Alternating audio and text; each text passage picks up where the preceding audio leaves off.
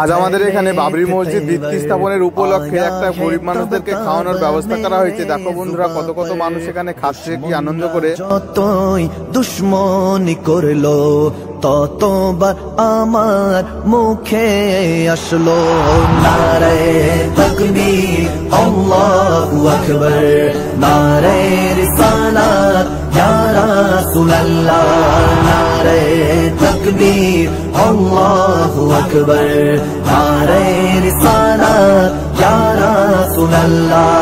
সিদ্দিক, ফারুক, উসমান ও হায়দার চারজন সাহাবা সবচেয়ে বেহতর।